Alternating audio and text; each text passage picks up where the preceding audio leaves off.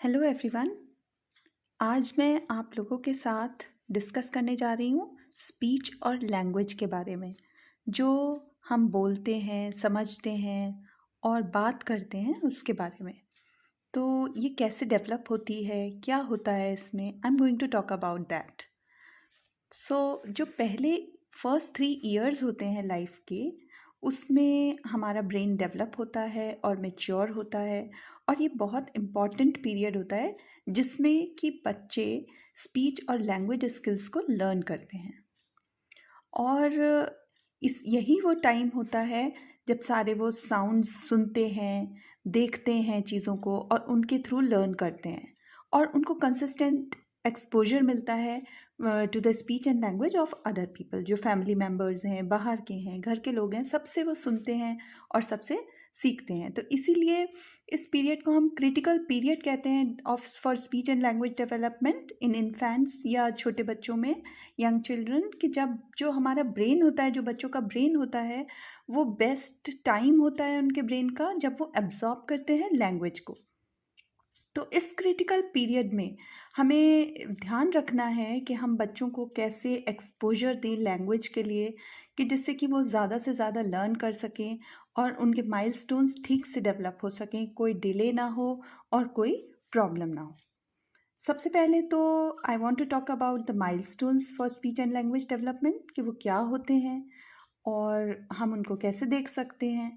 तो जो first science of communication है, जो हमें पता चलता है जब एक छोटा बच्चा जो बॉर्न हुआ है, इन्फेंट, वो लर्न कर लेता है कि रोने से मुझे फूड मिल जाएगा, कंफर्ट, आराम मिल जाएगा और मेरी मदर मिल जाएगी मुझे, दैट इज़ हर कंपेनियन और हिज कंपेनियन।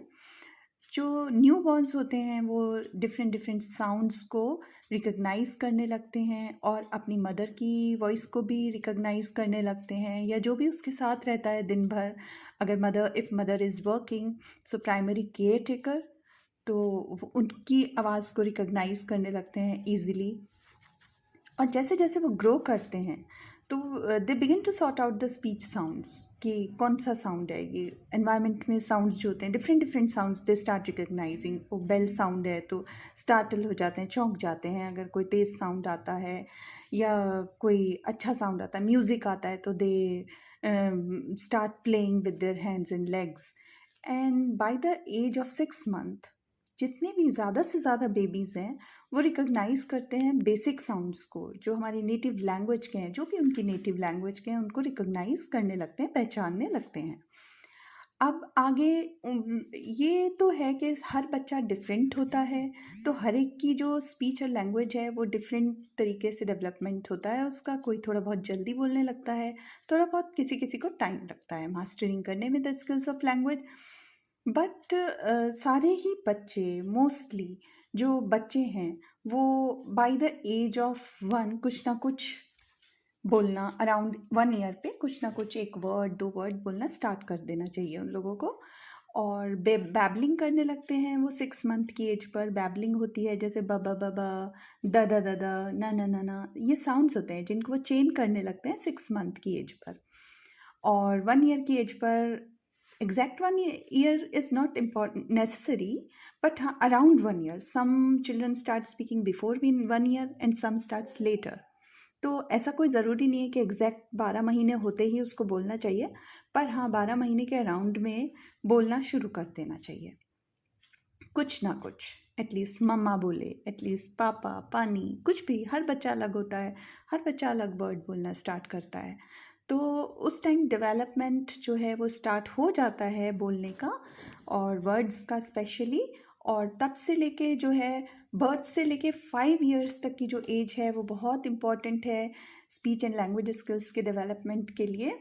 और अगर आपका बच्चा, इन केस अगर आपको ऐसा लगता है आपका बच्चा माइलस्टोन्स को हिट नहीं कर रहा है, और वो उसने अभी तक बैबलिंग भी नहीं की है, और वो 1 ईयर से ज़्यादा का हो गया और अभी तक कोई शब्द बोलता भी नहीं है, और आप बातों को नहीं समझ रहा है, इन केस, तो आप अपने डॉक्टर से ज़रूर कंसल्ट करिए।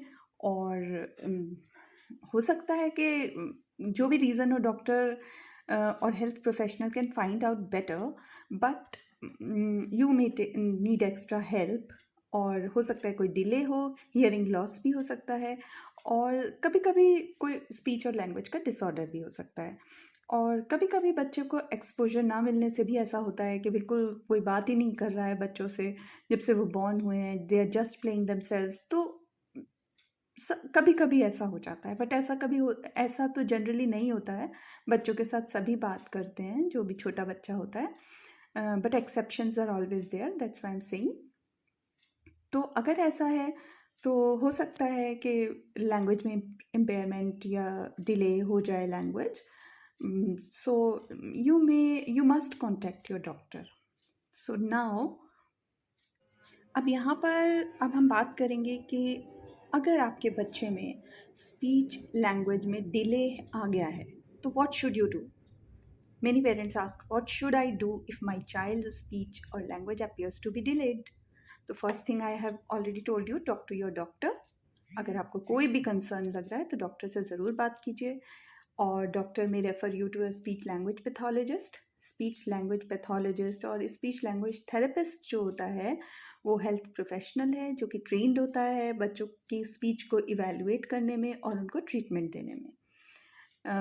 और स्पीच लैंग्वेज थेरेपिस्ट आपसे बात करेगा, आपके बच्चे से बात करेगा, एंड आपको बताएगा कि उसके कम्युनिकेशन के बारे में और जनरल डेवलपमेंट के बारे में। हो सकता है वो आपको कुछ बोलने वाले टेस्ट के थ्रू इवेलुएट करे आपके बच्चे को। हियरिंग टेस्ट कर सकते हैं, और क्योंकि हियरिंग की वजह से बहुत बार ऐसा होता है कि स्पीच और लैंग्वेज डेवलपमेंट इफ़ेक्ट होता ही होता है, हियरिंग अगर प्रॉब्लम है। और वो आपके बच्चे के टेस्ट लेंगे, बात करके देखेंगे, और उसके बाद वो depending on the result of the evaluation वो आपको बता देंगे कि कौन सी एक्टिविटीज़ हैं जो आप घर पर करें बच्चों के साथ, उनको स्टिम्युलेट करने के लिए उनके डेवलपमेंट को। और वो हो सकता है आपको स्ट्रैटेजीज़ दें घर के लिए कि ये आपको करना है, और कई बार वो आपको रेकमेंड करेंगे कि किसी इंडिविजुअल थेरेपी के लिए जाएं और ग्रुप थेरेपी के लिए जाएं, और they may suggest further evaluation by an audiologist. Audiologist जो है वो हियरिंग टेस्ट करते हैं, हेल्थ केयर प्रोफेशनल हैं जो आइडेंटिफाई करते हैं हियरिंग लॉस को, और they may refer you to a development psychologist भी एक हेल्थ केयर प्रोफेशनल होते हैं जिनकी स्पेशल एक्सपर्टाइज होती है बच्चों के साथ और बहुत छोटे बच्चों के साथ, कि उनके साइकोलॉजिकल डेवलपमेंट के बारे में they can tell you better. So these are the things if you come to know about the delayed speech and language of your child. And you must show to the healthcare professionals and start doing certain activities with your children. आप उनके साथ बोलना start करें। सबसे पहली चीज़ तो है आप उनके साथ बात करना स्टार्ट करें। और मैं रेकमेंड करूँगी जिनके भी छोटे बच्चे हैं, अगर वो अभी बहुत छोटे हैं, बॉर्न हुए हैं, बॉर्न से 6 मंथ के बीच का टाइम है, तो आप उन लोगों के साथ ज़रूर बात करें, और बात भी करें, उनके साथ इंटरैक्ट करें, और उनके साथ साउंड्स के साथ प्ले करें। से द साउंड लाइक मामा, दादा, बाबा, ये वाले साउंड्स के साथ आप उनके साथ खेलें, और try to get your baby to say them back to you. बहुत छोटा बच्चा है, मैं जानती हूँ कि नहीं बोलेगा, बट बच्चा सुन रहा है, और जब सुन रहा है तो बच्चे का बोलने में ज़रूर इम्प्रूवमेंट आई मीन टू से कि बच्चा ज़रूर बोलेगा, क्योंकि अगर बच्चा सुन रहा है तो वो बोलता ही बोलता है। जितना कुछ हम सुनते हैं बचपन में अपने, वही आगे चलकर हमारे सबकॉन्शियस में ऐसे फिट हो जाता है कि हम उन चीज़ों को ज़्यादातर बोलते हैं, जो हमने जिस टोन में बातें सुनी हैं बचपन से बड़े होने तक, या जिस तरीके से बोलना सीखा है, अपने बड़ों को बोलते हुए देखा है, वही वोकैब्युलरी डेवलप हो जाती है हमारे अंदर, और हम फिर उनको यूज़ करते हैं। तो अगर आप अपने बच्चों को बोलेंगे, जो छोटे छोटे बच्चे हैं उनके साथ बोलना स्टार्ट करेंगे, उनके साथ साउंड्स की प्रैक्टिस करेंगे बचपन से ही, तो वो they will say them back to you definitely. And you must look at your baby, जब वो साउंड्स बोल रहा है, बना रहा है कोई भी साउंड्स, छोटे बच्चे बहुत सारे साउंड्स निकालते हैं, तो you just talk back to them, और उनके साथ बोलिए, प्रिटेंड करिए जैसे कि आप उनके साथ वो आपसे बात कर रहे हैं, आप उनका जवाब दीजिए।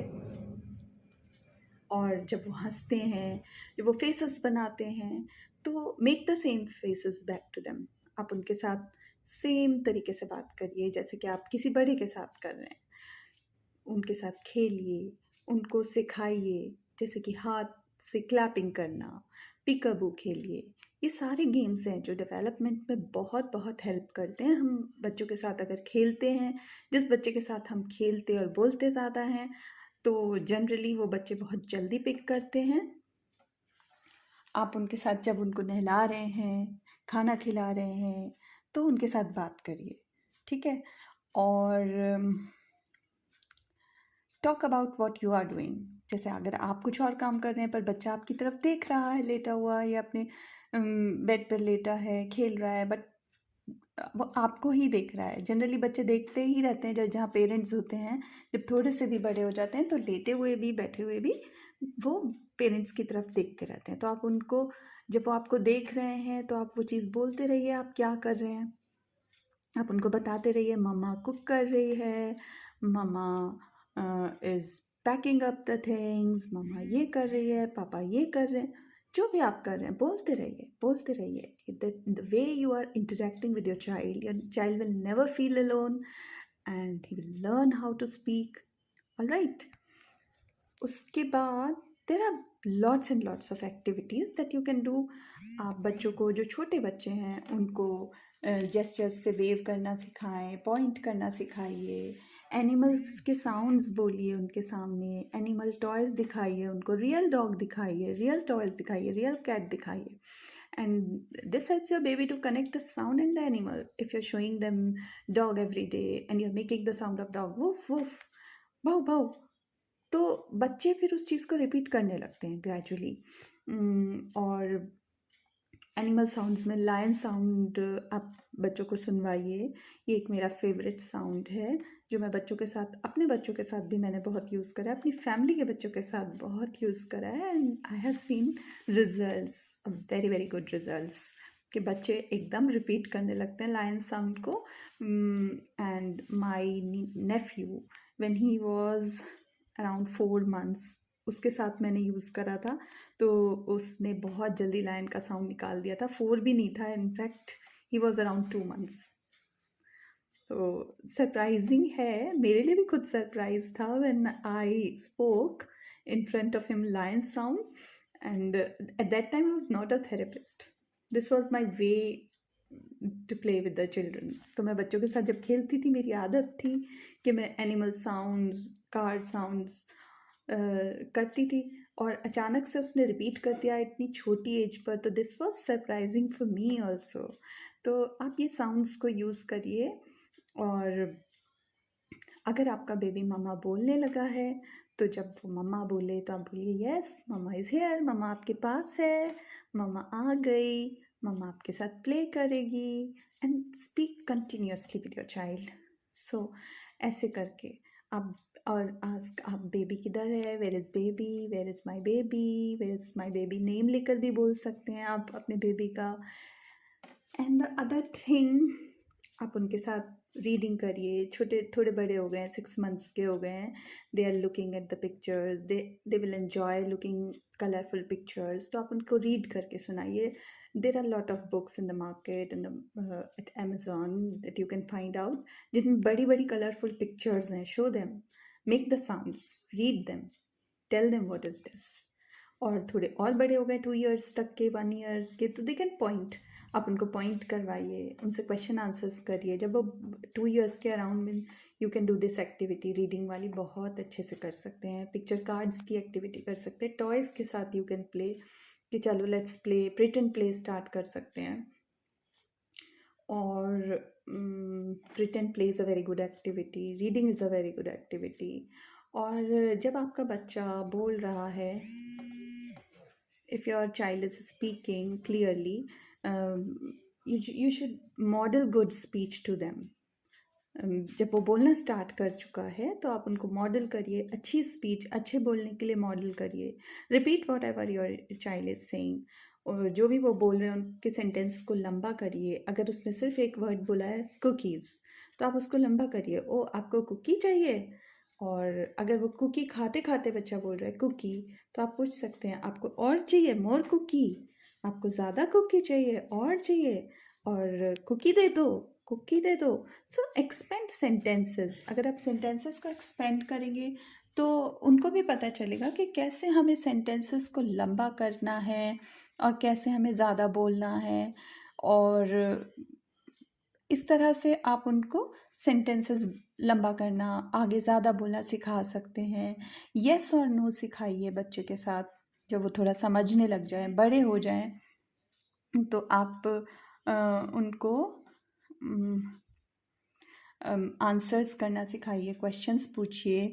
कि जैसे कि आप व्हाट इज़ योर नेम की जगह आप उनसे पूछिए कि आप are you baby, are you Sonu, are you whatever his name is. क्या आप सोनू हो? तो baby will say yes, and you will teach him yes yes, आप सोनू हो, यस। तो इस तरह से बच्चे यस और नो का, आपको खाना चाहिए, नहीं चाहिए, ओके। आपको बिस्किट चाहिए, yes yes, say yes and move your head, shake nod your head. आप हेड को मूव करके भी दिखाइए, साथ में यस भी बोलिए, नो में भी आप नॉड करिए और साथ में नो बोलिए। तो इस तरह से आप बच्चों को क्वेश्चन आंसर्स सिखा सकते हैं एंड यस और नो भी सिखा सकते हैं। और क्वेश्चंस के आंसर्स आप स्टोरीज़ के थ्रू भी बहुत सिखा सकते हैं। बॉडी पार्ट्स के नाम सिखाएं, सॉन्ग्स गाएं बच्चों के साथ, सिंग करिए। सिंगिंग इज़ द वे कि जिससे बच्चे बहुत जल्दी लर्न करते हैं। अगर आप सिंग कर रहे हैं तो आप नर्सरी राइम्स की टोन में आप कुछ भी सिंगिंग कर सकते हैं। फॉर एग्ज़ाम्पल जो मैं बहुत ज़्यादा अपने थेरेपी सेशंस में यूज़ करती हूँ एंड रियली मैंने अपने बच्चों के साथ भी बहुत यूज़ करा है when they were young small.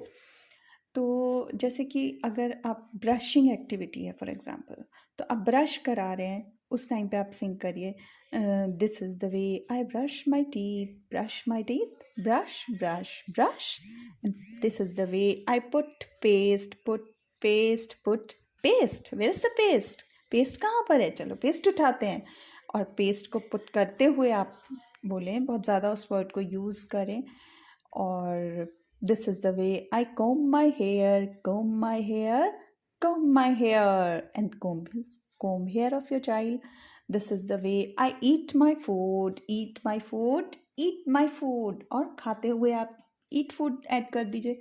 Doesn't matter, singing आप किसी भी तरीके से कोई सा भी सॉन्ग उठाकर पिक अप द राइम और उसमें अपने वर्ड्स ऐड करते जाइए। Whatever you are doing, आप सिंग करते जाइए and add the words and actions, whatever you are doing, आप साथ साथ बोलते जाइए। और अपनी एक एल्बम बना लीजिए फेमिलियर पीपल की, फेमिलियर जगहों की, और वो बच्चों को दिखाइए।